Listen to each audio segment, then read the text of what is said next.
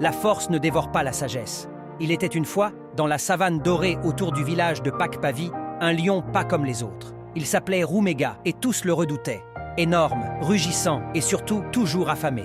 Tandis que les autres animaux vivaient en harmonie, chassant avec mesure, Rumega, lui, dévorait tout sans pitié, comme si chaque proie était la dernière. Dès l'aube, au premier rayon du soleil, il bondissait de buisson en buisson, rugissant, effrayant, attrapant tout ce qui bougeait. « Rare, j'ai faim, montrez-vous, que je vous mange !» Aucun animal n'était en sécurité. Ni les jeunes antilopes, ni les oiseaux, ni même les œufs cachés dans les nids. Rumega ne laissait rien derrière lui. Pas un os, pas une plume. Mais un jour, la savane changea.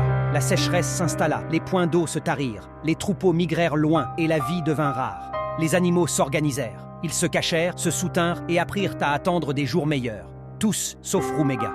Dans sa folie, il chassa sans répit, jusqu'à ce qu'il n'y ait plus rien à chasser. Seul, affamé et affaibli, il erra sous le soleil brûlant, murmurant encore « Rare, j'ai faim ». Un soir, dans un dernier sursaut de force, il entra dans un ancien camp de chasseurs abandonné à la recherche de nourriture. Mais là, il tomba dans une fosse, un piège creusé autrefois pour capturer des bêtes féroces. Coincé, trop faible pour rugir, il gémit. « Si seulement j'avais attendu, si seulement j'avais écouté !» Par chance, le vieux singe Seko, sage gardien de la forêt, entendit ses plaintes. Il alla prévenir les autres animaux. Ensemble, ils vinrent et le sortirent du piège. Mais avant de le libérer dans la savane, le chef des éléphants, grand et majestueux, s'adressa à lui. « Rumegas, tu étais le plus fort, mais tu as été le moins sage. Tu nous as montré que l'excès mène à la solitude et au danger. La patience, elle, nourrit même sans chasse. Souviens-t'en, depuis ce jour, Rumegas changea.